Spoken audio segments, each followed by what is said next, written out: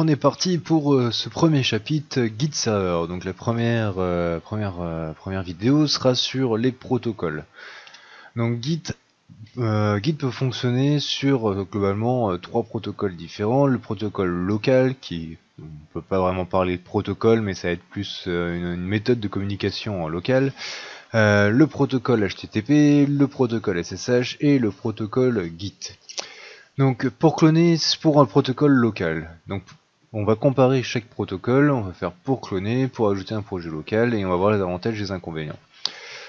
Donc pour cloner un répertoire local, c'est très simple, on fait un git clone et ensuite on met directement le répertoire en direct. Vous voyez, pass to project. Du coup, vous avez uniquement besoin de mettre le lien, le pattern physique en direction de ce répertoire.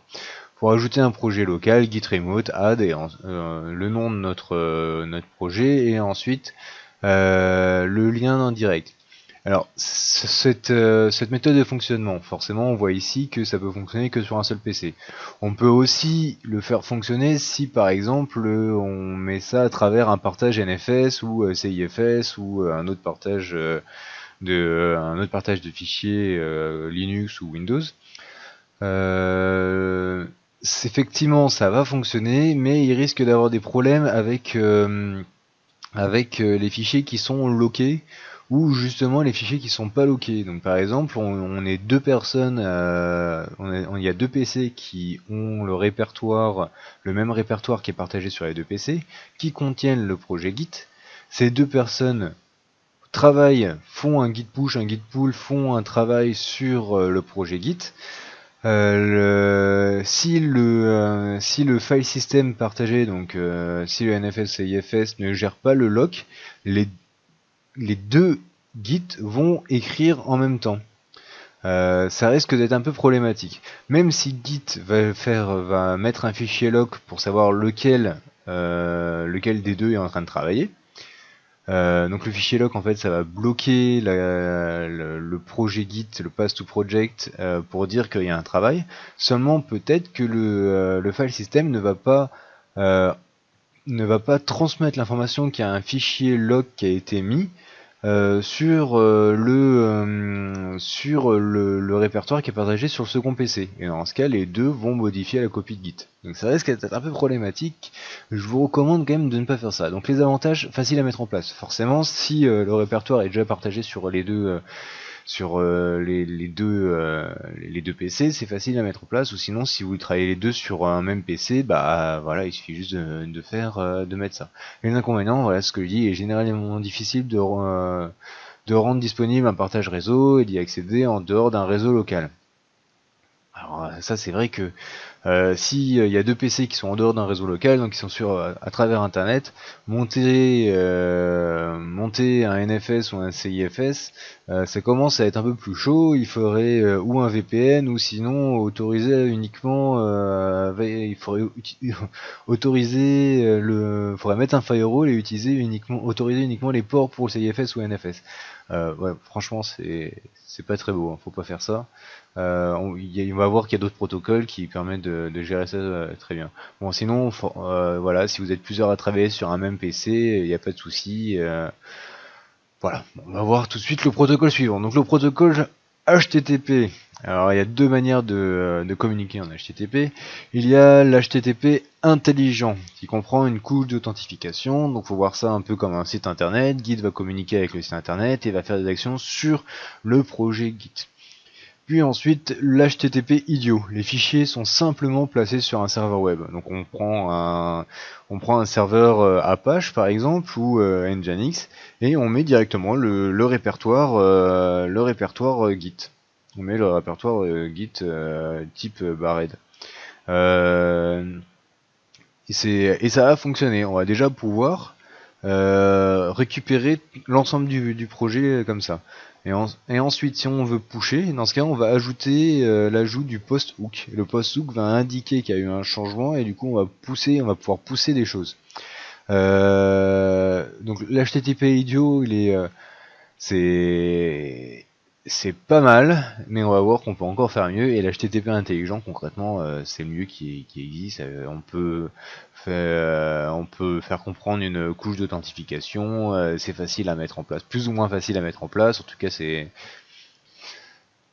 bon, voilà. Je dis quand même que c'est plus compliqué à mettre en place parce que face aux autres protocoles, c'est peut-être effectivement moins facile. Mais ça reste quand même largement faisable. Donc les avantages, HTTP intelligent, parce que HTTP idiot n'a pas cet avantage, une seule URL, et puis ensuite on peut faire HTTP/HTTPS, et la plupart des firewalls sont ouverts sur le port 80 de l'HTTP et 443 de l'HTTPS. Donc je vous recommande le protocole HTTP, et vous allez voir qu'on va parler énormément de ce protocole-là. Ensuite, protocole suivant. Le protocole suivant, c'est pour accéder à Git à travers le protocole SSH. Donc tout simplement, on fait un git clone SSH avec le nom d'utilisateur, arrobase, et arrobase le serveur, slash, le nom du projet, ou le pass du projet. Donc effectivement, vu qu'on se base sur le protocole SSH, on a tous les avantages du protocole SSH. Donc c'est vraiment génial. Donc connexion cryptée, plus authentification, plus les logs du serveur SSH, etc., etc. C'est vraiment parfait.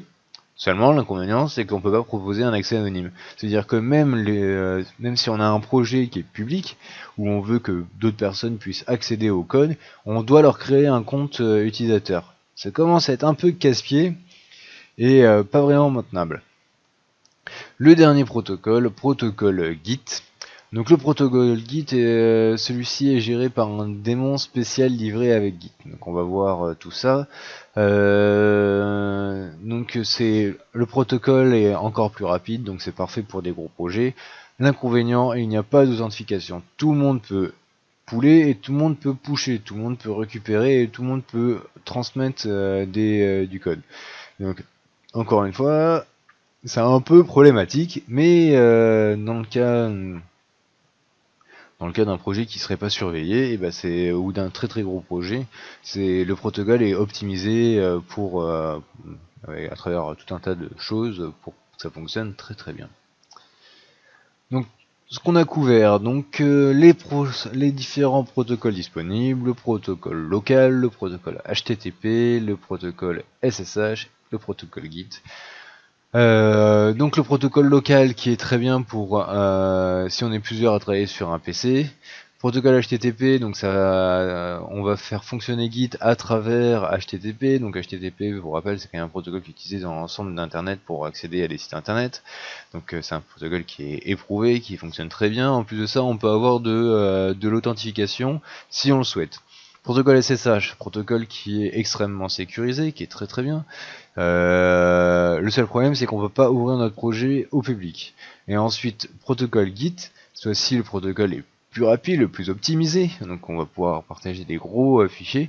Par contre, on va pas pouvoir rajouter une couche d'authentification sur ce projet-là, sur ce protocole-là, pardon. Donc la prochaine vidéo, installation de Git sur un serveur. On se retrouve tout de suite.